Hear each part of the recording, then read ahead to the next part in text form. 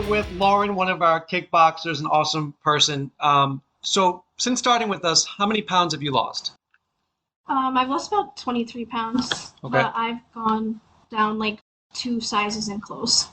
So, And so when we talk about fitness, right, it's more than just weight loss. It's a lifestyle. And how are you feeling now after going down those sizes, right? Because the before and after pictures that you post are pretty nice, yeah. right? So tell me how that feels to you. It definitely feels a lot better because, I struggled for so long with trying to lose weight. So, when I found something that really worked for me, and then when you see the progress, you kind of like you want to do it more, and it makes you want to like get to your goals and like lose more weight and stuff like that. And I don't know, just everybody like around me as well, like in class, they're like sometimes I come in and they're like, oh wow, I can tell like you've lost weight or something, or And sometimes you can't tell, but other people can, yeah, right? I think exactly. that's one of the great feedback things. So you talk about wanting to lose weight for so long. Take me back. How old were we?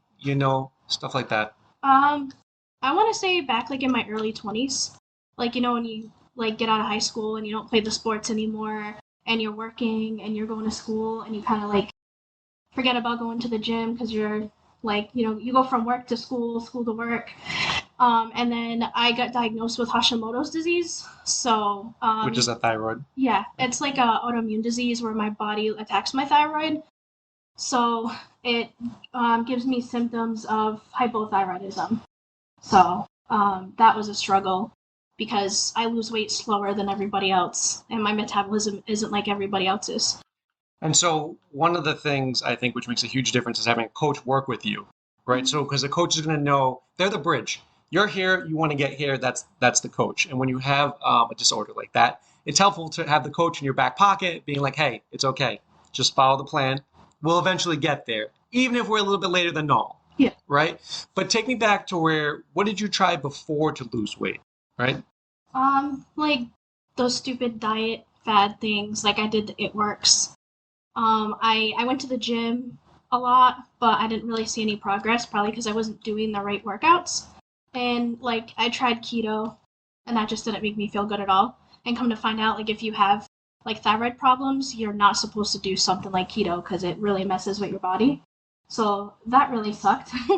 And then I don't know, I tried intermittent fasting, which kind of worked, but I feel like doing like the fitness kickboxing is kind of what has worked for me the most, only because I'm surrounded by really good people. Like a lot of people encourage me to come work out. Like I don't have to work out by myself. And like going to the gym by myself, like that's why I never went because I didn't want to go by myself. So So if you can find a community atmosphere where it's a social event as well as working out, yeah, right? Because I think that a lot of times people have the desire, but there's so much information now out there, you don't know what to do, right? yeah, So it just makes it really confusing for somebody in your position to be like, okay, I can do all these things, but they might not be good for us, or it might not be the right time for us to do this, right? It might be a plethora of things that if you just have a coach who can just take you through, like, this is what we got to do. Here's the plan, right? It makes it yeah. easier. How frustrating was it for you to try all these things, have Hashimoto's, and not lose weight? It was really frustrating. Like I gave up for a while. How long? I want to say I gave up for not very long, maybe like 6 months, or maybe from like probably when like COVID hit, like the beginning of 2020, where like the whole world shut down until probably about August when I started here. Okay. And when you gave up, so to speak, or stopped out of frustration, not a desire. The Mhm. desire was there. We just didn't have the right information yet. Do we gain weight? Do we not feel as good? Yeah, I want to say probably during those months I gained like 15 pounds. And what did that do to your confidence? It made me feel really bad. Like I don't know, I just like lost all hope. I was just like I'm gonna be fat forever. And do you think, now, I'm not a woman, right? So I can't answer this. Do you think there's a lot of people just like you in that position now? Yeah, definitely. And going through that where you were or where you are now, what would you want to tell them? What would you want somebody to tell you back then? I would just want somebody to like tell me that there's always something out there for somebody.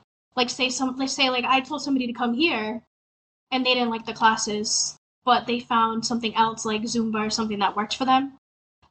Even though like that wouldn't be my thing, I'd be like, well, that's good for you. If you like it, keep up with it, keep doing it. It's just like anything else that you want to be good at in life, like riding a bike or when you're going to school and you're studying for a test, like you have to keep doing it in order to be better at it. And I feel like I'm still learning a lot, with like fitness and health and how to take care of myself. But one thing that definitely was really hard for me to do is like putting myself first. And I feel like a lot of like especially like younger women my age, like they have a really hard time doing that because they have families, they have kids. Like I feel like at my age, like your grandparents are getting older, and then you see your parents getting older, and like they need your help, and you want to be there and help them, but you also have to take a step back and like think to yourself, there's 7 days a week, and there's 24 hours in a day. You can fit in like 45 minutes to an hour. You need to make time for yourself, right? Because you can't pour from an empty cup. Mm-hmm. So, and this is the thing that when I have consults with mostly women, this is the thing that causes them to get where they are, right? Yeah. It's the fact that they're putting everyone else before themselves because that's what we're taught to do, especially women, I would say, right? But it's my job to be like, hey, we need to put the oxygen mask on you first before you put it on anybody else. Because if you don't take care of yourself, you can't do anything else. I talk to moms all the time. They're burnt out. Well, you can't be the best mom you want to be if you're burnt out. Think about that, right? Your tolerance is low. You're stressed out. You give the kids a tablet instead of talking to them, right? So you'd always need to take care of yourself because no one else is going to take care of you, right? And that's the first thing. So, and again, when we talk about exercise, yes, it's very important what you say. You're just going to find something you like. It might not be kickboxing. It might not be martial arts. It might be Zumba. It might be rock climbing. Don't fall off the cliff, right? It might be anything. But again, if you're doing something you like and enjoy, you'll want to keep doing it. It has to be consistent. Yeah. And that's one of the things about health and lifestyle is that health is a lifestyle.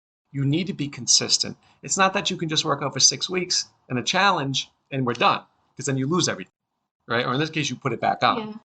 Like there's been times that I couldn't make it here for like if I had like things going on, working late, couldn't make it here for classes, and then when I come back after like a week off, like that first class, like I'm always just like dead. Like I feel like I went once last week, and then I'm back today, but I have like newer hours and like and you just did a class right now. Yeah, and did the podcast.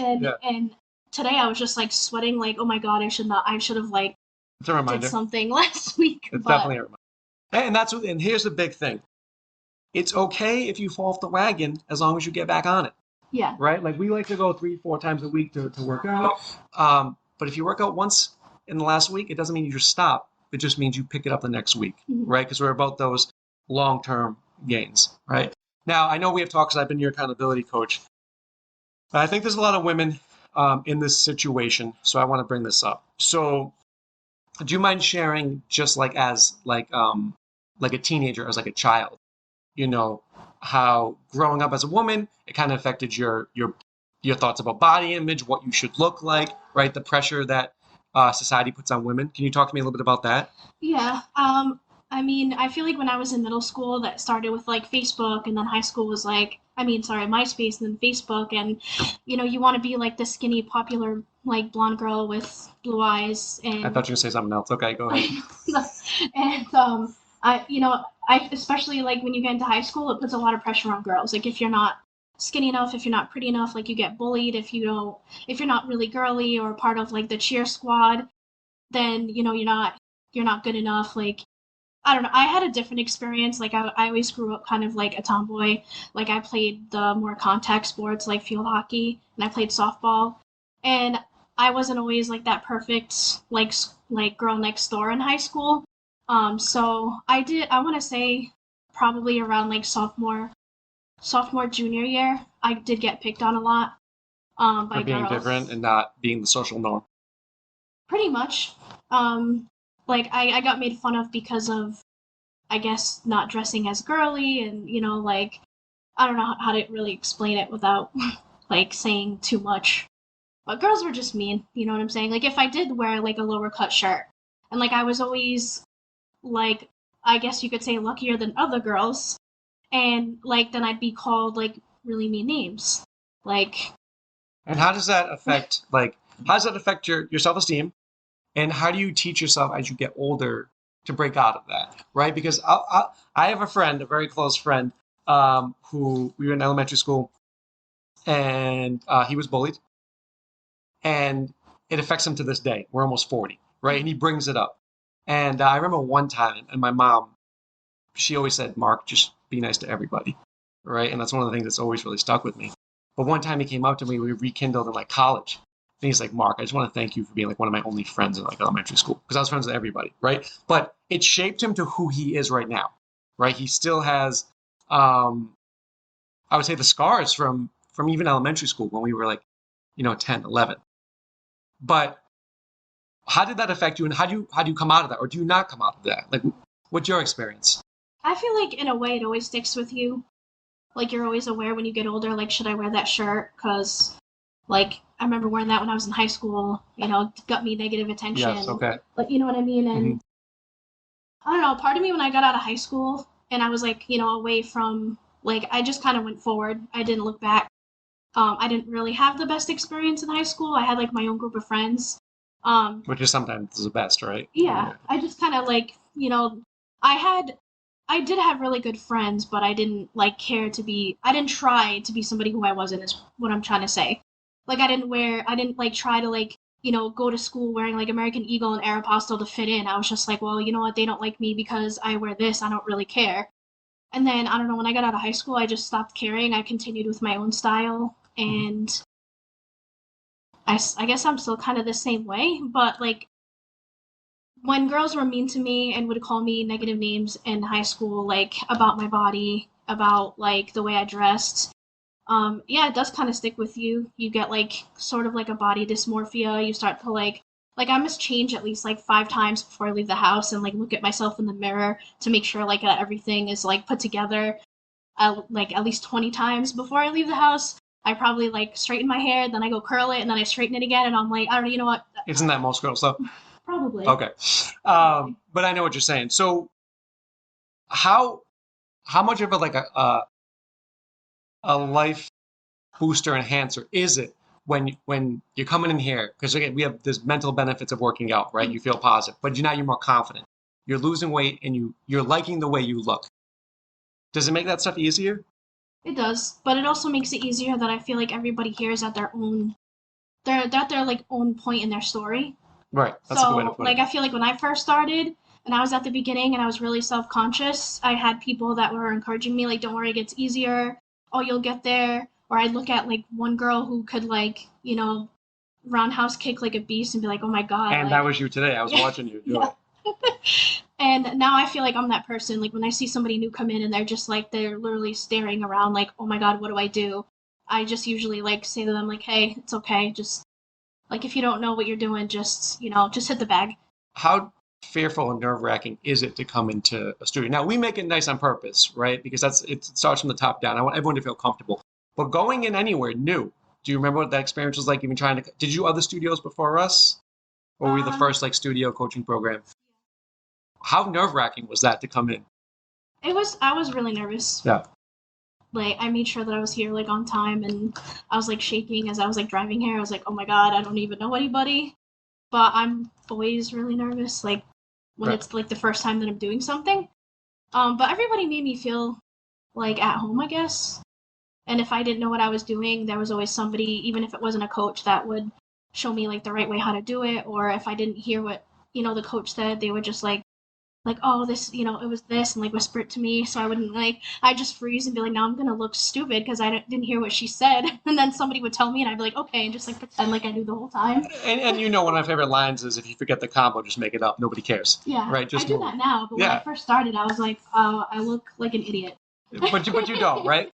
And what would you tell somebody right now who has the desire, right? I can't teach desire. If you have desire, you can get results. But someone has desire, they're just fearful of taking the first step. What would you just tell them? I would tell them the truth. Like it is gonna be, it's new. You are supposed to feel nervous. You are supposed to be And you scared. will suck, But yeah, right? Yeah. exactly. Like you don't know. Like I could tell somebody that, like, oh, I trust you. Like trust me. There's a bunch of nice people there, but they could think that I'm just telling them that to get them to come work out with me. I just feel like they have to, in order to make that step, you really have to like trust yourself. Yes. And just like let go of how you feel and just come in and I guess just not be afraid, conquer your fears. Yeah, because I think that fear stops us from doing a lot of things we want. Yeah, like I said, it stopped me from doing like a lot of things because I was just like too embarrassed, too shy, or like even like my first class not knowing like what I should wear to work out in and that's a valid concern. Yeah, especially in the like with females, like you don't know if you're gonna come wear something. Like I hadn't worked out in years. I just had like, yoga pants and a t-shirt. And then you see some girls that have like the really cute sports bras and the shorts or like the Bochner shirts and now I have some, so it's okay. You just do. But I was always like, I want one. And then I'm like, I'm just wearing this like stained t-shirt, but I still came. I don't think it was stained. It might have been. I don't remember. I don't think it was stained. So like most women, you're juggling a lot of roles. Mm-hmm. Mother, wife, full-time in healthcare. How important is that to you now? To me, it's really important because even before, like, it took me to come here and realize that I needed time for myself before I actually realized that I needed time for myself. Because I could have, like, a really bad day, come here, like, take a class and go home and be, like, really calm, cool, and collective. Right. And then, like, there's days where I have, like, a really bad day and I'm not even gonna lie to you, like, I'll be in such a bad mood that I'm like, I'm just gonna make everybody else's mood worse. I'm gonna cancel. And I cancel. What would I say to that? That I would be in a better mood. Yeah, exactly. Because that's okay. Because you got your own bag. The atmosphere is positive to uplift everybody, right? So sometimes, and we all have it, but that self-talk, that's what got you to, not you specifically, but that's what got people to where they are now, right? No, we know what to do. Come work out, hit the bag, right? But then when you don't come here after work and you're stressed out, how is it when you go home? It's pretty much like watch out for like get out of my way. Because right? I just come home and I'm like, what's this over here? What's this over here? And I'm just like kicking stuff. Yeah, if I came home and like the house was turned upside down after I leave here, I'm just like, whatever, I'll do it tomorrow. Yeah, because again, exercise has those mental components, which are just as important as the physical components as well. So, for you then, now here's your chance to talk to the people that are watching this, women specifically. Again, what is the first step that they need to, they want to get healthy. They want to lose 20, 30 pounds, right? They're nervous. They've tried Instagram model diets. They've tried only fruit. They've tried all these different things. They've done these workouts. There's so much information, which, well, it's overload. We just need to get to the basics, right? What do you want to tell them as somebody who's taking the journey, still in the journey? We still have goals we want to achieve, right? But we also know it's going to be over a period of time. We didn't put the weight on all at once. Exactly. Right? It's there's a lot of benefits of working out. But what do you want to tell them as somebody who already took the first step? I want to say that I know it's frustrating at first because I feel like women don't, like you told me in the beginning when I was frustrated, I feel like I did not see the weight come off first. And I did pay attention to my clothes and I did get like a measuring tape and I didn't even look at the scale at first until we did that challenge. Yep. Like, I'm going to be honest with you. I didn't even have a scale. You sent me a link to buy the scale because I wouldn't even want one. Because I knew if I saw the numbers that I would give up. And I didn't give up. I didn't even go on the scale. I just kept going. And then I noticed, like, my clothes were fitting me differently. And then I was getting compliments, like, oh, wow, your face looks thinner. Like, oh. Because your face is where you first lose it. Yeah. Most of the time, yes. Yeah, for me, it was definitely, like, it's always like in like my midsection in my face that I lose weight first, and like all my scrubs just looked like like blankets on me. Everyone was just like oh wow, your scrubs look really big. Are you losing weight? And I was just like, yes, I am. So it's hard to get past that because like women all the time, they gain 1 pound and they're like, oh my god, that's it. I have to cut out carbs. I have to do this, and they go crazy. When in reality, like you can still eat carbs in moderation, and just because you ate like steak for dinner instead of having like a salad. Well, you're Portuguese, so like steak with an egg on top. Okay, I got you. Not all the time, but I'm more of like a shrimp Mozambique kind of person. I got you. So my carbs is like the rice. Okay. I guess. But like I feel like you shouldn't beat yourself up about it, and you shouldn't punish yourself. like I feel like what a lot of women do is they punish themselves by not eating food. Like I don't want to say starving themselves, but like skipping meals, just drinking water and not drinking food all day. Like say that they love coffee and they need their coffee in the morning, they'll skip coffee and like get migraines and be miserable all day because Right. of the cream and the sugar in it. And it's like just because you see a number like on the scale, you had a coffee, then you go on it the next day, you see like, oh my god, I gained 2 pounds. Like that's what a woman does, pretty much in a nutshell. And how? And they sorry. No, go. Yeah. I guess I just feel like it's not about what's on the scale because it could be the time of day that you weigh yourself. It Right. could be like water weight. It could be whatever you ate that day that just It honestly could be your menstrual cycle. yeah. Right. Yep. And that's why I think that, and those are all valid points that we try to overcome. I think that's the important part of having a coach who knows what you're going to go through, right? So you can be like, hey, Mark, this is happening, Yeah. right? Okay, Lauren, cool. Like it's a pound up. The scale could have a plus or minus error rate of like 1 or 2 pounds. Mhm. You know what I'm saying? So it's cool. Stay the course. And it's like where you have that the professional in the journey who can help you, right? It's like if I was going to I wanted to build a house, I'm not going to start building the house knowing nothing about construction, Yeah. right? But I think I can YouTube it and like build the house, then it just falls down. And with fitness, yeah, you can look up different things, but if you don't have that person beside you to help you through the weeds, you're gonna get frustrated, and then we go down this cycle, Mhm. you know. But yeah, from all of us here, everybody loves you. We're proud of you. We know it's a journey, right? We know, we're in it for the long haul. And I thank you for sharing your story. And I know it's definitely going to inspire other women as well. Okay. Hey guys, thanks for watching. Now, if you want to see more short clips, click right here. If you want to see the full podcast, click over here.